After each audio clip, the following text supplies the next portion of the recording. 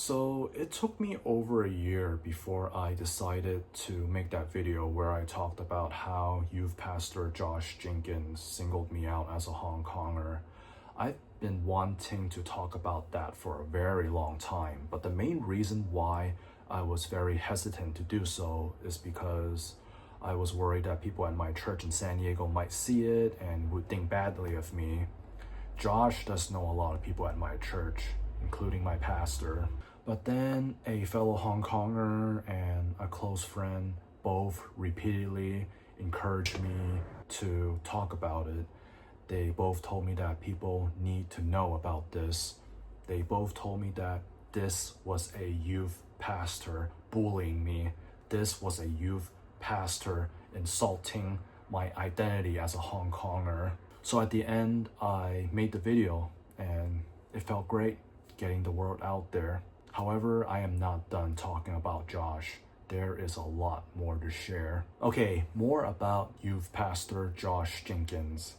Other than singling me out as a Hong Konger, he also did a lot of other things which made me think that he's an asshole at IFN and Challenge. However, I'd rather he continue to do all that than to insult me as a Hong Konger, because whenever he insults my identity, it's not just insulting me, it's insulting all Hong Kongers, especially to the ones who were in the front lines, risking their lives, fighting for a better Hong Kong.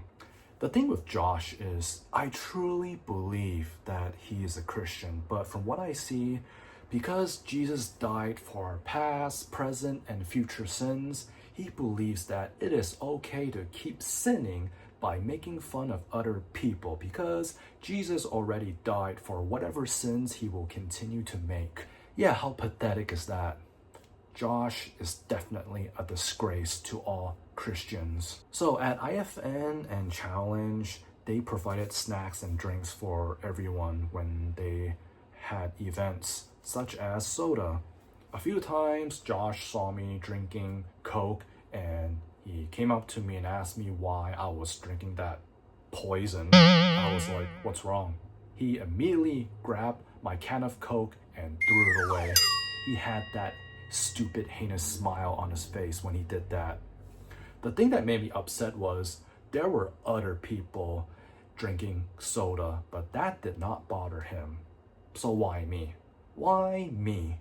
And other times on campus, SDSU, whenever he saw me drinking soda, he would come up and try to knock the soda out of my hand as I was drinking it. I almost lost it with him a few times. I almost wanted to tell him to back the fuck off. Okay, I know soda is not the healthiest drink, but here's the problem with what Josh was doing. 1, he is not a doctor. 2, I am a big boy. I definitely did not need him to tell me what's right for me. But that did not matter to him since he worships the Chinese regime. 3, like I said, he was only doing it to me. There were other people drinking soda, but that did not bother him. Okay, this I gotta share. There were times when me and Josh made plans to meet up for lunch or dinner. I thought it would just be me and him, but at the last minute, he would invite a bunch of people, and a lot of them were people who I barely met or did not know at all. A few times he did this without even telling me. Once when we made plans to meet up for hot pot, Chinese hot pot, he invited a bunch of Chinese people, and he knew that I would feel uncomfortable meeting with other Chinese people due to our political differences. And I am 99% sure he did that just to make me feel uncomfortable.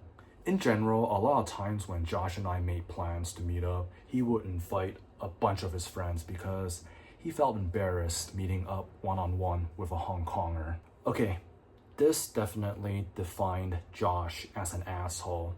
So at our weekly challenge event, and this was 1 week after my aunt passed away from lung cancer, this was fall 2019, I was sharing with Josh about how I was coping with her passing, and it seemed like he was listening. Then some other student who I've never met before came by us, and Josh was like, "Hey bro, I want you to meet my friend who's going through a difficult time right now." What the hell? If I wanted to share my personal life about how I was going through a tough time, I could definitely do it myself. Youth Pastor Josh Jenkins might be a Christian, and he truly does believe that Jesus died for his sins. And because of that, maybe he should try to be a better person by not sinning. So if any of you know Josh and you have this feeling that he is not a nice guy, your feelings are valid. Josh Jenkins is an asshole. Josh, didn't your mom teach you any better? Oh wait, you don't have a mom. Your mom probably left you because you were such a pain in the ass. And lastly, Josh, are you having a good day? Are you? How about now? How about now?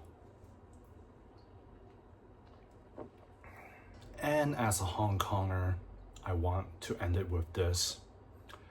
光復香港，時代革命。Free Hong Kong, revolution now.